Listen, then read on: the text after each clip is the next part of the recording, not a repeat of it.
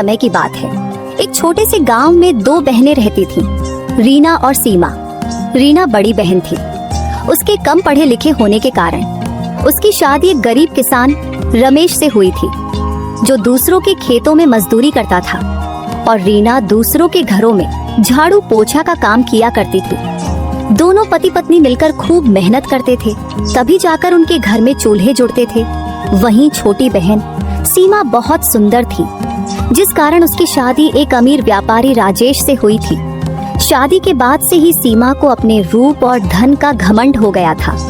सीमा हमेशा अपनी बड़ी बहन को ताने मारती और नीचा दिखाने का कोई मौका नहीं छोड़ती। जब भी रीना उसके घर जाती, सीमा की बातें उसके दिल को छलनी कर देती। एक दिन रीना सुबह सुबह अपने काम पर जा रही थी, तभी उसे रास्ते में उसकी छोटी बहन सीमा मिली। दीदी, तुम्हें देखकर तो यही लगता है कि गरीबी सच में बहुत बुरी चीज होती है। तुम्हारे हाथ तो देखो कितने कठोर हो गए हैं दूसरों के घरों में काम करते करते, और ये कपड़े लगता है बरसों से बदले ही नहीं। सीमा, हम गरीब हैं लेकिन मेहनत से कमाते हैं। भगवान ने हमें जो दिया है उसमें खुश रहते हैं। हाँ हाँ, खुश तो दिख ही रही हो, लेकिन क्या करूं, मुझे तो आदत नहीं कि मैं तुम्हारे जैसे गरीबों से ज्यादा बातें करूं। वैसे भी मैं और राजेश जी तो शहर के बड़े लोगों के साथ उठते बैठते हैं। तुम्हारी तरह धूल मिट्टी में सने लोग हमारे घर आते भी नहीं। रीना की आंखों में आंसू आ जाते हैं, लेकिन वह कुछ नहीं बोलती। वह जानती है कि सीमा अब बदल चुकी है। वह चुपचाप वहां से अपने काम पर चली जाती है। समय बीतता गया। एक दिन रीना के पति रमेश की तबीयत अचानक बहुत खराब हो गई। कई दिनों तक इलाज कराने के बाद घर की सारी जमा पूंजी खत्म हो गई। अब रीना के पास खाने तक के पैसे नहीं बचे। रात का समय, रीना अपने पति के पास बैठी है, जो खाट पर लेटे कराह रहे हैं। रीना, अब तो लगता है मैं ज्यादा दिन नहीं बचूंगा। हमारे पास तो अब कुछ भी नहीं बचा, बच्चे भी भूखे हैं। नहीं रमेश, ऐसा मत कहो। मैं कुछ न कुछ इंतजाम कर लूंगी। मैं अपनी छोटी बहन से पैसे मांगने जाऊंगी। अगले दिन रीना सीमा के घर जाती है। सीमा दरवाजे पर खड़ी होती है, जबकि रीना अंदर जाने की इजाजत मांगती है। ओहो दीदी, क्या बात है, इस बार किस लिए आई हो? सीमा, रमेश की तबीयत बहुत खराब है। हमारे पास इलाज के पैसे नहीं बचे। बस थोड़े पैसे उधार दे दो, हम बाद में चुका देंगे। ओह दीदी, कितनी बुरी बात है, लेकिन अफसोस अभी तो मेरे पति सारा पैसा लेकर गांव की जमीन खरीदने गए हैं। तुम पहले आती तो शायद कुछ मदद कर पाती। लेकिन सीमा, तुमसे थोड़ा बहुत तो मिल ही सकता है।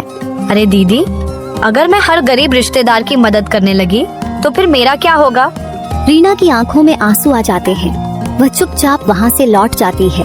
सीमा ने आज तक उसकी कोई मदद नहीं की। एक दिन रीना ने सोचा, सीमा ने तो पैसे देने से मना कर दिया, अब मैं क्या करूं? एक काम करती हूं, मैं अपने बड़े भैया के घर जाती हूं, वह मुझे पैसे देने से मना नहीं करेंगे। रीना अपने बड़े भाई के घर पैसे मांगने निकल जाती है। भाभी, भैया घर पर है? नहीं, तुम्हारे भैया घर पर नहीं है, किसी काम के सिलसिले से शहर गए हैं। कोई काम है तो मुझे बताओ। भाभी, हमें कुछ पैसों की जरूरत है। रमेश बहुत बीमार है। देखो रीना, तुम जानती हो कि तुम्हारे भैया घर पर नहीं है, और वैसे भी हमारे घर पर भी बहुत खर्चे होते हैं। हर किसी की मदद करना हमारे बस की बात नहीं है। भाभी, मैं कसम खाती हूँ, जैसे ही हालात सुधरेंगे मैं पैसे लौटा दूंगी। मैंने कह दिया ना, हमारे पास पैसे नहीं हैं। अब और कुछ सुनना है क्या? रीना की आंखों से आंसू टपक पड़ते हैं। वह चुपचाप वहाँ से चली जाती है और अपने घर के दरवाजे के बाहर बड़ी उदास मन से बैठ जाती है। उसे कुछ समझ नहीं आता कि वह क्या करे। गर्मियों की दोपहर लू के थपेड़े चल रहे थे। गांव की गलियों में धूल उड़ रही थी। तभी एक बूढ़े साधु बाबा हाथ में भिक्षा पात्र लिए गांव में प्रवेश करते हैं। उनके चेहरे पर तेज था, पर उनकी हालत देखकर लग रहा था कि वह कई दिनों से भूखे हैं। सबसे पहले वह सीमा की हवेली के दरवाजे पर पहुंचते हैं। कुछ भिक्षा दे दो, कई दिनों से भूखा हूँ। चले आते हैं भिखारी कहीं से भी। यह हवेली कोई दानशाला नहीं है। चलो भागो यहाँ से। साधु बाबा कुछ क्षण खड़े रहते हैं, फिर निराश होकर वहाँ से आगे बढ़ जाते हैं। वह धीरे धीरे चलते हुए रीना की झोपड़ी के सामने पहुँचते हैं। बेटी, कुछ खाने को मिलेगा? बाबा कृपया बैठ जाइए, मेरे पास ज्यादा कुछ नहीं है, पर जो भी है आप स्वीकार कीजिए। रीना अंदर से थोड़ा सत्तू और गुड़ लाकर बाबा को देती है। बेटी, तूने तो मेरा हृदय प्रसन्न कर दिया। मैं तेरे उपकार का बदला कैसे चुकाऊं? बाबा मेरे घर में मेरे पति बहुत दिन से बीमार है। मैं सबसे मदद मांगी पर किसी ने मेरी मदद नहीं की। आप उन्हें बस आशीर्वाद दे दीजिए कि वह बहुत जल्दी ठीक हो जाए, और मुझे कुछ नहीं चाहिए। साधु बाबा अपनी झोली में हाथ डालते हैं और एक चमकता हुआ मिट्टी का घड़ा निकालते हैं। बेटी, यह घड़ा तेरे लिए है, तुम इसे रख लो। पर बाबा मैं इस घड़े को क्या करूंगी? पहले से ही मेरे घर में घड़े रखे हुए हैं। बेटी, यह ऐसे वैसे खड़े नहीं हैं। तुम्हारे घर में घुसते ही तुम्हारे हर दुख को दूर कर देंगे, और इस घड़े में से जो भी निकलेगा वह तुम्हारे कर्मों का फल होगा। इतना कहकर वह साधु बाबा वहाँ से गायब हो जाते हैं और रीना खुशी खुशी घड़े को लेकर अपने कमरे में आ जाती है। कमरे में आते के साथ रमेश की तबीयत बिल्कुल पहले की तरह ठीक हो जाती है। अरे रीना, अभी मेरी तबीयत बिल्कुल ठीक लग रही है। कुछ देर पहले ही मुझे बिस्तर से उठने का बिल्कुल भी मन नहीं कर रहा था। अब देखो, मैं तुम्हारे सामने खड़ा हो गया हूँ। हाँ रमेश, तुम बिल्कुल ठीक हो गए हो। अभी एक साधु बाबा आए थे और कह रहे थे यह घड़ा तुम्हारे घर में घुसते के साथ तुम्हारे कष्ट दूर हो जाएंगे, और इसमें से जो कुछ भी निकलेगा वह तुम्हारे कर्मों का फल होगा। अरे रीना, वाकई में यह खड़े तो जादुई घड़े हैं। हाँ जी, सच में ये जादू घड़े हैं। अब चलो मिलकर इस घड़े को खोलते हैं, देखते हैं इस घड़े में क्या निकलता है। राधा धीरे धीरे घड़े का लाल कपड़े को हटाती है। अचानक उसमें से सोने के सिक्के झरने की तरह गिरने लगते हैं। दोनों अवाक रह जाते हैं। ए भगवान, ये तो किसी वरदान से कम नहीं। ए जी, वह बाबा भगवान के रूप में आए थे। यह देखिए, हमारे कर्मों का फल देकर गए हैं। अब यह सोने के सिक्के से हम कोई अच्छा काम करेंगे। लेकिन रीना बहुत समझदार थी। उसने तुरंत यह फैसला किया कि वह इस धन का उपयोग लापरवाही से नहीं करेगी, बल्कि एक अच्छा व्यापार शुरू करेगी ताकि यह हमेशा बना रहे। हाँ रीना, अभी गर्मी का मौसम है, तो इस मौसम में हम छाछ, नींबू पानी, शरबत बेचने का कारोबार करेंगे।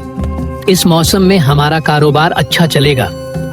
रीना ने कुछ सिक्के लिए और सबसे पहले गांव के एक व्यापारी से अच्छी गुणवत्ता का दूध और छाछ खरीदने के लिए गई। सेठ जी, मैं कुछ पैसे लगाकर अच्छी छाछ और दूध बेचना चाहती हूँ, क्या आप मेरी मदद करेंगे?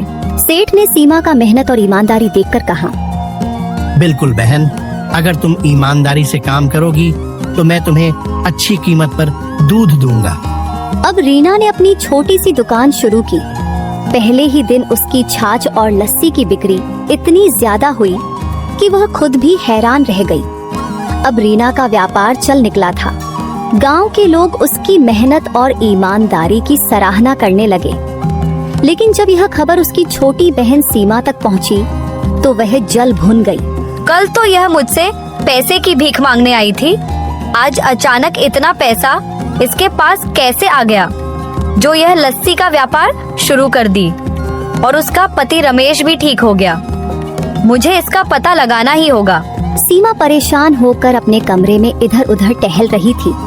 फिर वह तुरंत चुपके से रीना के घर के दरवाजे के बाहर खड़ी हो जाती है और उन लोगों की सारी बात सुनने लगती है। ए जी, आज हमारा पहला दिन ही बहुत अच्छी कमाई हुई।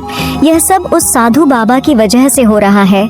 अगर वह साधु बाबा मुझे जादुई घड़ा नहीं देते तो आज हम लोग इस मुकाम तक नहीं होते। हाँ रीना, उस साधु बाबा का एहसान मैं जिंदगी भर नहीं भूलूंगा। आज इसी घड़ा की वजह से मुझे नई जिंदगी मिली है, वरना मैं बहुत दिनों से बीमार था, फिर भी ठीक नहीं हो रहा था। वह साधु बाबा भगवान से कम नहीं है। अच्छा, तो इसका मतलब ये लोग के पास एक साधु बाबा ने जादुई घड़ा देकर गए हैं। एक काम करती हूँ, अभी मैं ये ठहरती हूँ। ये लोग के सो जाने के बाद मैं इस घड़े को चुरा कर ले जाऊंगी। फिर सीमा ने रमेश और रीना के सो जाने का इंतजार करती है। वे लोग जैसे ही सो जाते हैं वह तुरंत घर के अंदर जाती है और घड़े को जैसे ही हाथ लगाती है वह घड़ा उड़कर दीवार में चिपक जाता है और उसमें से एक गंभीर आवाज आती है। ए मूर्ख लालची घमंडी औरत, धन का घमंड करने वाला सदा दुखी रहता है। सच्ची अमीरी ईमानदारी और मेहनत में होती है। अगर तूने अपनी बुरी सोच नहीं बदली तो यह घमंड तुझे बर्बाद कर देगा। ये सुनते ही सीमा के हाथ पैर कांपने लगे और वह तुरंत ही घड़े को छोड़कर वहां से भाग गई और यह बात उसने किसी को नहीं बताई। अगले दिन सीमा ने अपने खास नौकर रामलाल को बुलाया। रामलाल, यह रीना की दुकान बहुत तेजी से चल रही है और मैं इसे बिल्कुल बर्दाश्त नहीं कर सकती। मुझे कोई ऐसा तरीका बताओ जिससे उसकी दुकान बर्बाद हो जाए। रामलाल थोड़ा सोचकर बोला, मालकिन, अगर लोगों को लगने लगे कि उसकी छाछ गंदे पानी से बनते हैं तो उसकी दुकान अपने आप बंद हो जाएगी। तू सच कह रहा है? अगर लोग ही उसकी दुकान पर आना बंद कर देंगे तो वह खुद ही गरीब बन जाएगी। लेकिन यह काम हमें चालाकी से करना होगा। अगले ही दिन सीमा ने अपने कुछ नौकरों और गांव के कुछ चालाक लोगों को पैसे देकर एक योजना बनाई। उन लोगों को रीना की दुकान पर जाकर छाछ पीनी थी और फिर जोर जोर से यह कहना था कि छाछ में गंदगी मिली हुई है। सुबह सुबह रीना ने अपनी दुकान खोली। ग्राहक धीरे धीरे आने लगे। तभी सीमा के भेजे हुए लोग दुकान पर पहुंचे और छाछ पीने लगे। अरे यह क्या, इस छाछ में तो कुछ अजीब सा स्वाद आ रहा है। हाँ, लगता है कि इसमें कोई खराबी है। रीना, तुम कैसी छाछ बेच रही हो? दुकान पर खड़े अन्य ग्राहक चौंक गए। वे भी आपस में कानाफूसी करने लगे। तभी एक और आदमी बोला, अरे भाई, मैंने सुना था कि रीना के यहाँ की छाछ अच्छी होती है, लेकिन ये तो कुछ गड़बड़ लग रही है। भाइयों, मेरी छाछ में कोई खराबी नहीं है। अगर किसी को यकीन न हो तो मैं अभी और छाछ निकाल कर पिलाती हूँ। लेकिन सीमा के लोग तो पहले से ही अफवाह फैलाने आए थे। वे वहाँ से चिल्लाते हुए चले गए। भाइयों, ध्यान रखना, रीना की छाछ में गड़बड़ है, कोई इसे मत पीना। गांव के बाकी लोग भी थोड़ा डर गए। धीरे धीरे रीना की दुकान पर भीड़ कम होने लगी। शाम तक रीना के पास बहुत कम ग्राहक आए। वह समझ गई कि कोई जानबूझकर अफवाह फैला रहा है, लेकिन वह चुपचाप बैठने वालों में से नहीं थी। उसने एक योजना बनाई। अगले दिन वह खुद ही गांव के लोगों के घर घर जाकर अपनी छाछ देने लगी। उसने लोगों से कहा, बिना पैसे दिए मेरी छाछ को पीकर देखो। अगर तुम्हें कुछ भी गलत लगे तो मुझसे कहो। गांव वालों ने छाछ पी और पाया कि वह बहुत ही स्वादिष्ट और ताजी थी। अब लोगों को समझ आने लगा कि कोई साजिश हो रही है। इसी बीच गांव के कुछ लोगों ने देखा कि वही लोग जो कल रीना की छाछ को खराब बता रहे थे, सीमा के घर से पैसे लेकर निकल रहे थे। बात फैलते देर नहीं लगी। एक बुजुर्ग गांव वाले ने रीना से कहा, बिटिया, हमें माफ कर दो। हमने बिना सोचे समझे अफवाहों पर भरोसा कर लिया, लेकिन अब हम समझ गए हैं कि यह सब तुम्हें बर्बाद करने के लिए किया गया था। अब गांव के लोग फिर से रीना की दुकान पर आने लगे। उसकी मेहनत और ईमानदारी ने सबका विश्वास फिर से जीत लिया। जब सीमा को पता चला तो वह और भी गुस्से से भर गई। रीना की मेहनत और ईमानदारी ने गांव वालों का विश्वास फिर से जीत लिया था। उसकी दुकान पहले की तरह ही चलने लगी थी। लेकिन यह सब देखकर सीमा का खून खौल रहा था। इस औरत ने फिर से सबका भरोसा जीत लिया, लेकिन इस बार मैं ऐसा काम करूंगी कि ये दोबारा उठ ही न सके। उसने अपने नौकर रामलाल को बुलाया और उसके कान में कुछ फुसफुसाया। लेकिन मालकिन, ये तो बहुत खतरनाक होगा। बस वही तो चाहिए। इस बार रीना का नाम और काम दोनों खत्म हो जाएगा। इस बार हमें ऐसी चाल चलनी होगी कि रीना कभी दोबारा व्यापार न कर पाए। मालकिन, पिछले बार भी पकड़े पकड़े बचे थे। अगर इस बार भी कोई हमें देख ले तो? चुप, इस बार हमें कोई नहीं पकड़ेगा। सुनो, तुम दोनों आज रात रीना की दुकान में आग लगा दोगे। जब दुकान जलकर राख हो जाएगी तो उसका सारा धंधा खत्म हो जाएगा। लेकिन मालकिन, अगर हमें कोई देख ले? अरे मूर्ख, हम इसे ऐसे अंजाम देंगे कि किसी को शक भी ना हो। तुम दोनों चेहरों को कपड़े से ढककर जाना और आग लगाने के बाद तुरंत भाग आना। कोई सबूत मत छोड़ना। आधी रात का समय था। पूरा गांव सो रहा था। रामलाल और गोपी अपने चेहरों पर काले कपड़े बांधकर चुपके से रीना की दुकान के पास पहुंचे। गोपी ने दुकान के चारों ओर मिट्टी के तेल छिड़का और फिर रामलाल ने माचिस जलाई। जैसे ही आग लगी, दुकान धू धू कर जलने लगी। आग की लपटें तेज हो गई। आग की रोशनी देखकर कुछ गांव वाले जाग गए और शोर मचाने लगे। अरे रीना की दुकान जल रही है, जल्दी आओ। गांव वाले दौड़कर आए, लेकिन तब तक बहुत देर हो चुकी थी। रामलाल और गोपी अंधेरे का फायदा उठाकर भाग निकले।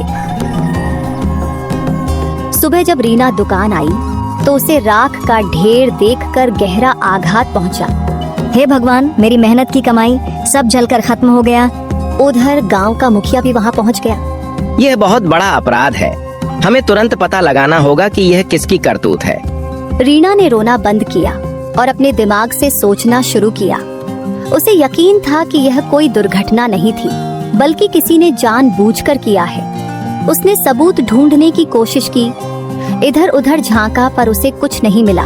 दास होकर घर जाने लगी, तभी उसने देखा कि झाड़ियां में एक गमछा और तेल का डब्बा पड़ा है। रीना ने उसे उठाकर मुखिया जी के पास ले गई। गांव में हाहाकार मच गया कि सबूत पकड़ा गया है, किसी की गमछा मिला है। अरे सबूत मुखिया जी के हाथ मिल गया है। अब वह जल्दी ही पकड़ा जाएगा कि रीना का दुकान में आग किसने लगाया। हाँ, मुझे तो लगता है कि वह तौलिया सीमा के नौकर का है। मैं कल उसे ऐसा ही तौलिया लेते हुए देखा था। मुखिया ने सभी नौजवानों को गांव के चौपाल पर बुलाया और कहा, क्या कोई पहचान सकता है कि यह तौलिया किसका है? गांव वाले तौलिए को ध्यान से देखने लगे। अरे ऐसा ही तौलिया तो मैंने सीमा के घर पर देखा था। गांव वाले एक दूसरे की ओर देखने लगे। सीमा अब तक शांत खड़ी थी, अचानक घबराने लगी। नहीं, यह मेरा तौलिया नहीं है। मुखिया ने अब मिट्टी का तेल का डब्बा उठाया। उस पर हल्के अक्षरों में सीमा स्टोर्स लिखा था। यह वही दुकान थी जहां से सीमा अपने नौकरों के लिए राशन मंगवाती थी। सीमा, मिट्टी का तेल का डब्बा तो तुम्हारी दुकान का है। ये यहाँ कैसे आया? मैं क्या जानूं? कोई भी मेरे स्टोर से सामान खरीद सकता है। इधर सीमा का पति का व्यापार ठप हो गया था। वो बहुत निराश होकर घर लौट रहा था। वह यह सब चीज से बिल्कुल ही अनजान था कि सीमा क्या कर रही है। वह आते वक्त देखा कि चौपाल पर भीड़ लगी है। वहां पर वह पहुंचा तभी सभी लोग उसकी तरफ देखते रह गए, क्योंकि वह वही गमछा लिए खड़ा था जो मुखिया जी के पास सबूत में मिला था। अब बोलो सीमा, अभी भी तुम कुछ बोल सकती हो। तुम्हारा सबूत तुम्हारे सामने आकर खड़ा हो गया। सीमा ने इधर उधर देखा, लेकिन कोई रास्ता नहीं बचा था। गांव वाले भी अब उसे घूर रहे थे। वह घबराहट में बड़बड़ाने लगी। मुझे माफ कर दीजिए मुखिया जी, मैं ही यह सब करवाया था, क्योंकि मैं नहीं चाहती थी कि रीना मुझसे ज्यादा अमीर बन सके। सीमा, तुम्हारी जलन और घमंड ने तुम्हें अपराधी बना दिया।